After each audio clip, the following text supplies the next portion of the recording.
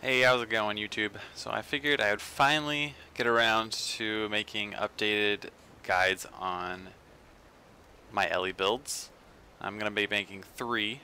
One for Fresh Air, one for Lightning Rod Weaver, and another for Tanky Weaver, which is mostly Sage's Amulet Weaver. And then this one's going to be about Lightning Rod.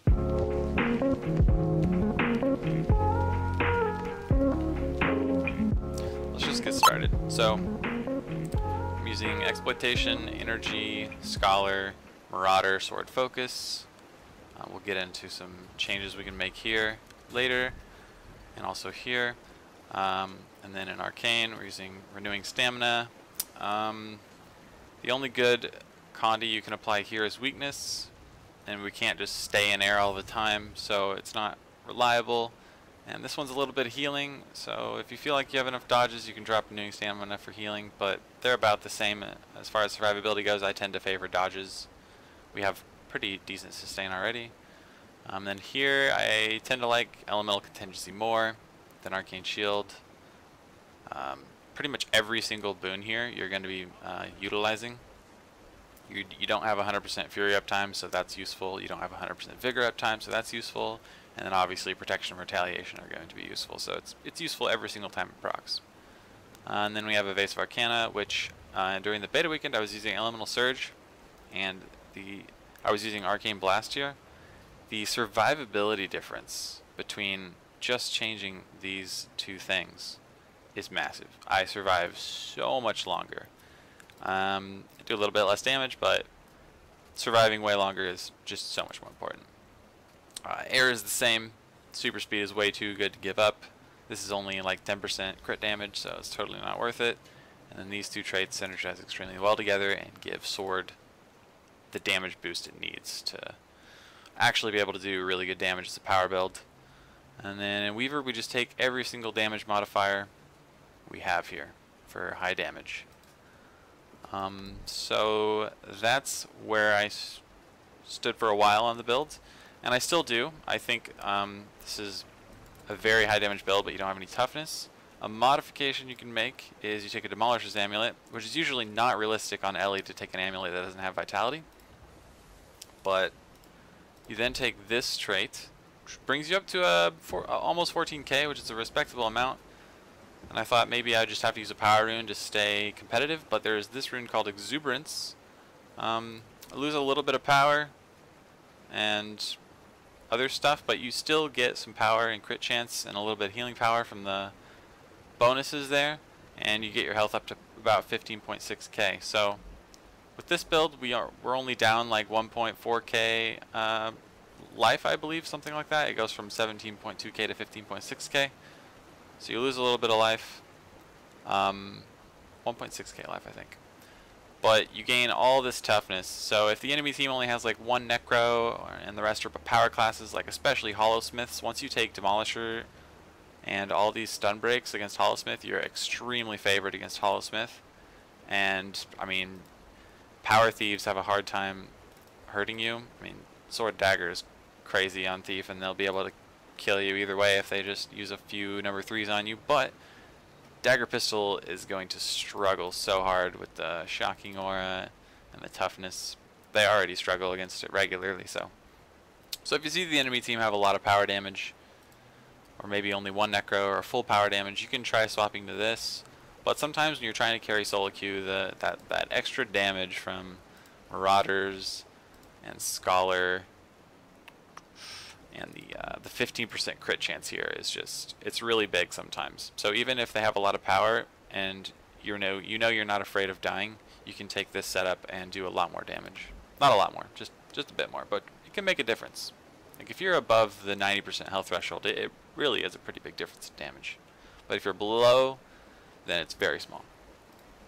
So anyways, I kind of already explained the traits and what to take situationally. Also, I messed around with Dagger a little bit yesterday with this build, and I think it has a place. If the enemy team has a Necro, then you really want to focus, because you need that extra Condi clear from the number 4 on Earth, and the invulnerability just allows you to go in with Dagger. Sometimes there's just never a time to go in on Necro, and you basically just have to ignore them and do other things on the map. But this gives you more damage than Focus, obviously.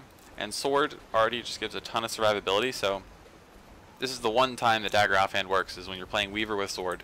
I feel like any other case for Ellie, you never use Dagger Offhand, but it just kind of works. Especially if you go a tankier build, but I'm a little bit in the experimentation mode here. Hopefully next season I can figure out when it's good to play Dagger. I think Focus is just the safer choice for Lightning Rod, but yeah. And then go over heals. Signet is just, it feels more comfortable on Sword than Glyph does to me, because we already have pretty good burst healing. Arcane Shield, Lightning Flash is just, you always have to take it. Arcane Shield is a good stun breaker and an offensive stun breaker, and what I mean by that is, like, if you get stunned, you can immediately Arcane Shield out and stay aggressive, while Twist of Fate is a more defensive stun breaker where, you know, you can't attack right when you stun break, so you have to play defensive for a little bit. And then we're still just using Fiery Greatsword. Weave Self is just not good enough, especially for a build like this where the 20% condition damage doesn't really help. The 320 toughness is really good, but unfortunately the use on the end, the requirement to stand still is just too hefty, I think. And it would be really nice if it was like multi-hit or something, because it just, there's a lot of random blinds and junk in the game, or Aegises, you know, and if it only hits once, it's just so unreliable, especially when you have to stand still. If I could move, maybe I would try it out, but Fiery Greatsword is really nice for the situations where there's a big glob of people on the node and you're playing a squishy, non-healing build, right? You don't want to be in there on that node if you don't, especially if you don't have the invulnerability from Focus. So you just stand outside, you throw the Fiery Greatsword on the node, you use the number 5 on the node, you spin through them with the number 3, and you just a lot of AoE damage. And so Fiery Greatsword is just great for those situations. It's great for down cleave, it's great for mobility. It's just an ability that you're always going to be using every time it's off cooldown almost. So really good. I mean, use this off cooldown too, but it's just not as good. And then Tornado is way too situational. I think when I try to use it, I use it like in an actually useful situation maybe once or twice every 3 games. And most of the time it just sits there, or I use it and nothing happens, or I die. So even though Tornado is really good with Lightning Rod, it's kind of meh. It's too situational. And then Glyph is just not a good choice. So that's pretty much the build so far. Now I'll go over kind of how to play it, or some combos, you know, or what's a good double attunement to be in certain situations. So kind of like a standard combo I like to do to start off. I either start here and do like Comet into Polaric Leap for pretty big damage, or if you know they don't have a stun breaker, you can start with Gale and then go Shearing Edge and then swap for the Comet Polaric Leap for something like this. And that's just how you take advantage of Lightning Rod right there, because that's 3 different CCs as well as Shearing Edge. So big damage there. And then because we're using the super speed here, and we get the Lightning Strike and Fury when we double attune to air. Air is the one that we're going to be double attuning a lot to. Double attuning to Earth and Fire are extremely situational, but you could do it. So probably one of the bigger bursts is Gale, Quantum Strike, Attune to Fire, and Attuning to Fire is really good here because we get the 120 power, and you get the might from this. So you get about 150 extra power, actually. When you do that, you get the Fury from Attuning to Fire, and then you can use one of the quicker fire abilities to get the combo off. So you do something like Gale, Quantum Strike, Pyro Vortex. It's pretty good burst there. But if you can Gale and then hit them with anything, you're going to do a lot of damage, because 20% damage when they're knocked down. Which this 20% damage doesn't seem to work. Actually, it works on the Dazes, but it doesn't work on Air Earth. This one right here. that lightning rod doesn't receive the extra damage from this. I don't believe, but it does from the daze and the knockdown for some reason. So I don't know. Air Earth, this set right here with the Polaric Leap, the Condi Cleanse, the Invulnerability, and the Gale Strike is like the Necro killer. If you have these up and a Necro's pressured, you just teleport in, activate all of this to cleanse Condis, cripple them so you can assure the Gale Strike and you're invulnerable. And then you double attune into Quantum Strike, into Knockdown, and that's usually a dead Necro.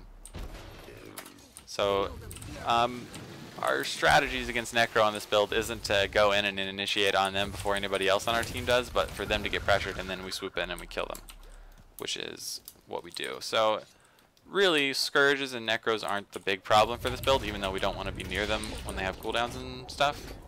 Spellbreaker is the biggest issue because you basically can't 1v1 them, and they're really hard to kill even in 2v1s for this kind of build. So that's for a lot of builds in the game, but for builds like Fresh Air on Ellie, that's just simply not the case. Fresh Air Ellie beats Spellbreakers in 1v1s. It kills them pretty fast in 2v1s. So Fresh Air is just really strong. Mostly because it's ranged. You don't have to dodge all everything that's in melee range, so you don't have to trade blows. But yeah, this build is extremely fun. When I was playing with Dagger last night, I had so much fun. And yeah, that's the build.